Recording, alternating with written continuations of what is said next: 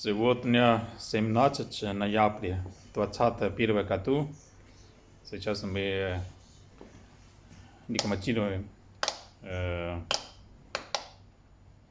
пульт управления.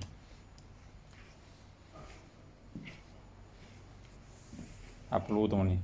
Все оборудование есть.